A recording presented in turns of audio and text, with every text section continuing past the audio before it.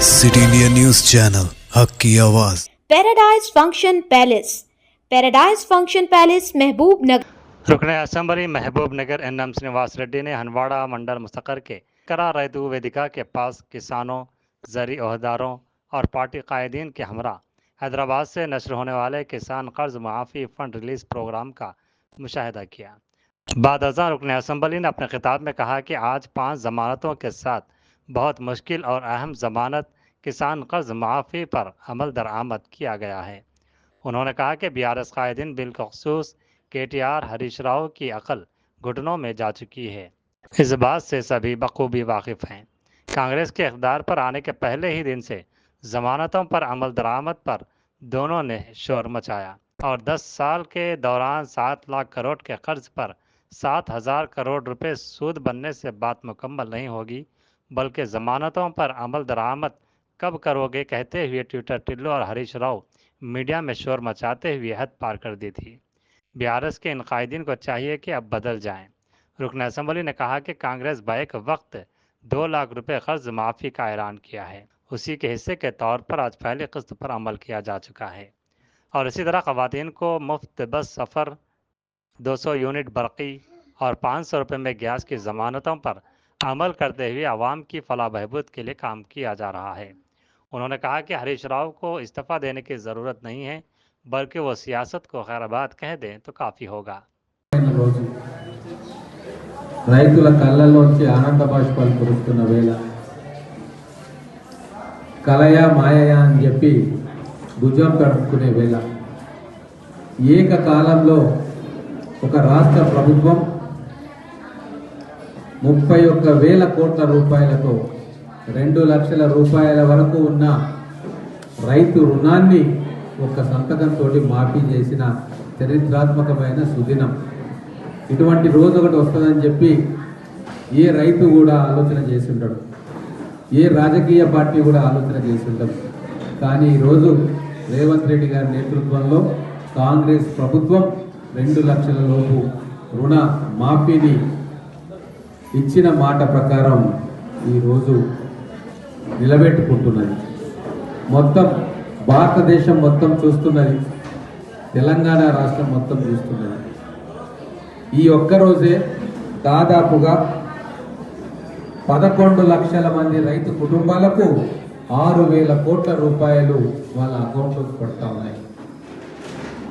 ఇలా ఆగస్టు 15 వరకు 3-4 విడతలుగా 31,000 కోట్ల రూపాయలు రైతన్నల అకౌంట్లో వారిని రుణ విముక్తి చేయడానికి ఈరోజు పడతా ఉన్నాయి.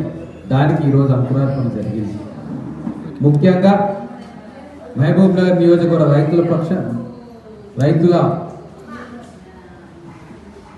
పక్షాన అలాగే తెలంగాణ రాష్ట్రంలోని రైతుల పక్షాన గౌరవ ముఖ్యమంత్రి గారికి ధన్యవాదాలు తెలుపుతా ఉన్నాం. అదేవిధంగా మన జిల్లాలో ఈరోజు మహబూబ్ నగర్ జిల్లాలో 211 కోట్లు దాదాపుగా 37,300 కుటుంబాలకు ఈరోజు రుణ విముక్తి చేయడానికి అకౌంట్లలో డబ్బులు పడతా ఉన్నాయి. ఈ సందర్భంగా రైతులందరికీ శుభాకాంక్షలు తెలియజేసుకుంటూ మా కాంగ్రెస్ పార్టీ నాయకులు, కార్యకర్తలు పార్టీ ఇచ్చిన 6 గ్యారెంటీలను ప్రజల్లోకి తీసుకొని పోయింది. ఆ కార్యకర్తల మాట నమ్మి ప్రజలు కాంగ్రెస్ ప్రభుత్వాన్ని, ప్రజాపాలనను అధికారంలోకి తీసుకొచ్చింది. ఇచ్చిన మాట ప్రకారం ఈరోజు 5 గ్యారెంటీలతో పాటు అతి క్లిష్టమైన, అతి ముఖ్యమైన రైతు రుణమాఫీ గ్యారెంటీని కూడా అమలు చేస్తూ ఉన్నాం. ఇది కార్యకర్తల విజయం, తెలంగాణ ప్రజల విజయం, కాంగ్రెస్ ప్రభుత్వం యొక్క విజయం. ఈ సందర్భంగా బీఆర్ఎస్ నాయకులకు, ముఖ్యంగా KTRకు, హరీష్ రావుకు ఒక విజ్ఞప్తి చేయదలుచుకున్నా. మీ మెదడు మోకాల్లోకి పోయిందని అందరికీ తెలుసు. గవర్నమెంట్ వచ్చిన మొదటి రోజు నుంచే హామీ అమలు ఎక్కడ అనుకుంటా మీ అయితే సన్నాయి రాగాలు తీసిండ్రు. మీ మాటలు బేఖాతరు చేస్తూ ప్రభుత్వం కృత నిశ్చయంతో ఒక్కొక్క హామీ అమలు చేసుకుంటూ పోతా ఉన్నది. సిగ్గు లేకుండా మాట్లాడింది. ఇంతకాలం 7 లక్షల కోట్ల రూపాయలు అప్పు చేసి 6,000 రూపాయలు వడ్డీ కట్టే తెలంగాణ ప్రభుత్వాన్ని నెలకు 7,000 రూపాయల వడ్డీ కట్టేటట్టు దివాలా తీయించి ఈరోజు మళ్ళా తగుదునమ్మా అనుకుంటూ ఎప్పుడు అమలు చేస్తావు గ్యారెంటీలు అని చెప్పి నిన్న మొన్నటి దాకా ట్విట్టర్ టిల్లు ఒకవైపు, హరీష్ రావు ఒకవైపు, మీడియా మాధ్యమాలలో వారు చేసిన వీరంగం మనం చూసినాం. ఇప్పటికైనా బుద్ధి తెచ్చుకోండి. ఏకకాలంలో 2 లక్షల రూపాయల రుణ మాఫీని ఈరోజు కాంగ్రెస్ ప్రభుత్వం ప్రకటించి మొదటి విడత అమలు చేసింది. అలాగే రైతు భరోసాను అమలు చేసింది. ఆడపిల్లలకు ఉచిత బస్సు ప్రయాణం అమలు చేసింది. 200 యూనిట్ల కరెంటును అమలు చేసింది. గ్యాస్ సిలిండర్ 500 రూపాయలకే అమలు చేస్తూ ఉంది. ఆరోగ్యశ్రీని అమలు చేస్తూ ఉంది. ఇంకా మీరు సొల్లు కబుర్లు మాట్లాడితే తెలంగాణ ప్రజలు మిమ్మల్ని చూపురు పట్టుకొని తరిమేసే రోజు వస్తుంది. ఇప్పుడైనా బుద్ధి మార్చుకోండి.